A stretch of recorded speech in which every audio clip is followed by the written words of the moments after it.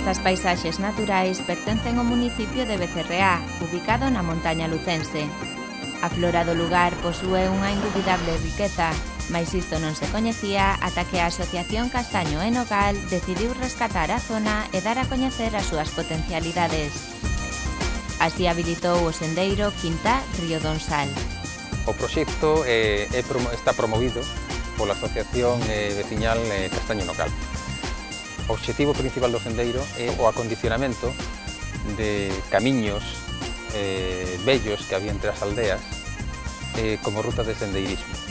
A idea é, con este proxecto, de alguna maneira, dinamizar a zona, intentar que a xente, é dicir, crear un foco de atracción para que a xente veña a visitar toda esta bella comarca dos Ancares, a coñeza a paisaxe, os seus valores patrimoniales, e fomentar o turismo.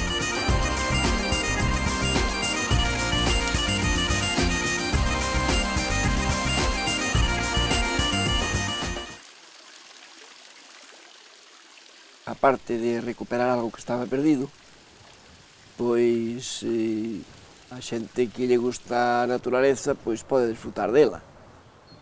A prueba está en que hai xente que ven 2 e 3 veces, entonces terminan e xa acaban de facer o recorrido e xa lles gusta outra vez volver a empezar a facelo, que dalles gana de volver outro día. Eso é unha boa mostra de que isto ten algo encantador. Estas son as palabras de José, veciño da aldea de Buisán e colaborador no proxecto de recuperación natural da zona dos Ancares. Con esta iniciativa promovida pola Asociación Castaño e Nogal, preténdese dinamizar a zona e poñer ao descuberto riquezas etnográficas ocultas, fortalecendo un lugar de progresiva despoboación que conta con condicións orográficas ideais para o turismo rural.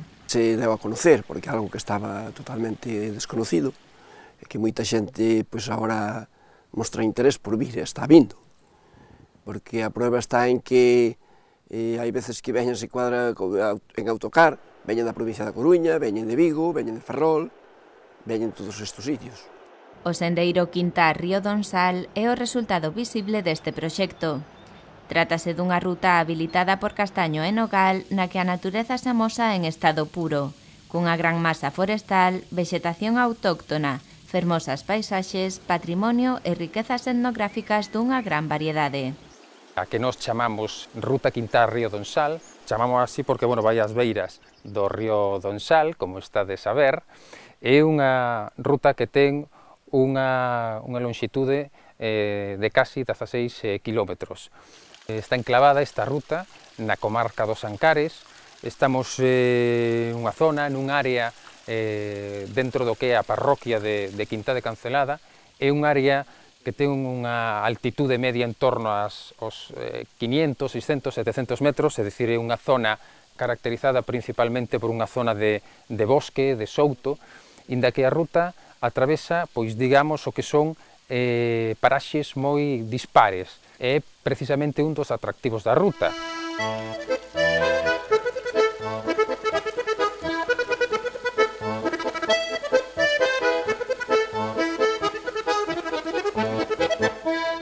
No inicio da ruta, partimos da aldea do Couso, que é o punto máis alto da ruta, sitúase a unha altitude máis ou menos duns 900 metros.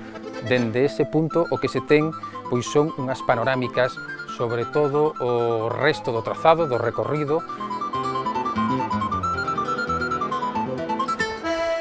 Pouco a pouco vamos a ir descendendo ata o tramo, ata o punto final, que é Cabana, atravesando diferentes aldeas, como son Quintá, como son Sebane, como son a aldea de Buisán.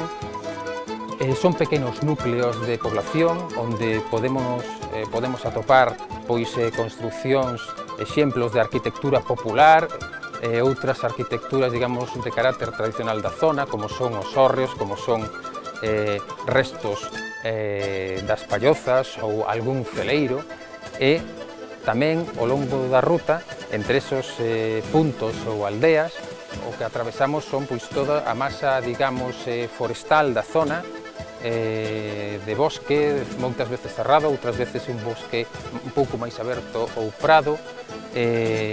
Bueno, é precisamente o que caracteriza a ruta, non? Que é a variedade, digamos, de paisaxes que se van atravesando ao longo dela.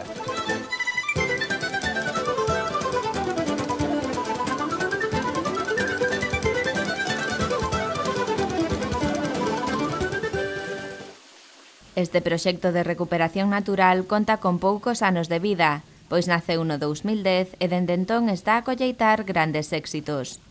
Para o traballo físico de construción do sendeiro, a Asociación Castaño e Nogal decidiu contar con axuda externa, para o cal organizou campos de traballo con voluntarios internacionais.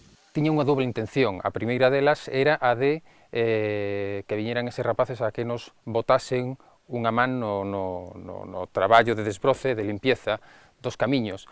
E outro motivo polo que viñeron os rapaces era o de cara aos medios de comunicación, pois que puxesen de algún xeito o ollo, a atención en todo o que nos intentábamos facer en este lugar. Este verán celebrouse a terceira edición destes campos de traballo, na que participaron 10 voluntarios de Asia e Europa, procedentes de países tan dispares como Rusia, Chequia, Bélxica, Italia, Francia ou Reino Unido. Veñen con ganas de traballar, porque senón non o farían. Veñen de distintos países, principalmente do estranxeiro. Traballan na medida que saben e poden, pois fan todo o posible por facer as cousas ben. Pasa que, bueno, ven algunha xente pois, que non sabe casi coller unha ferramenta, porque nunca fixeron eso, a xente que se cuadra xente con 2 ou 3 carreiras e que nunca traballou no campo. Pero unha das cousas que máis enriquecen esta iniciativa é o contacto desa xente cos veciños do lugar, que xunto aos membros da asociación e diversos cooperantes emborcáronse unha vez máis neste proxecto tan singular. Eu fixen o que pude, en principio parecía algo que ignoraba tamén, non? Aquí gracias ao presidente que foi o impulsor importante de todo isto, porque viviu aquí de joven, logo foi a Coruña e reconocía, sabía o valor que tiña isto, que estaba perdido. En 15 días de traballo e convivencia, os voluntarios que participan nos campos de traballo non só colaboran na dinamización do rural galego, senón que conviven cos veciños e aprenden con eles a elaborar produtos propios da zona como pan artesán, empanadas, doces, tortilla ou asado. Especial, sí. Ademais, acóllenos moi ben, e o mesmo que eles acollen a xente de aquí. Vamos, eu penso que eles marchan contentos, incluso algúns choran, esas cousas.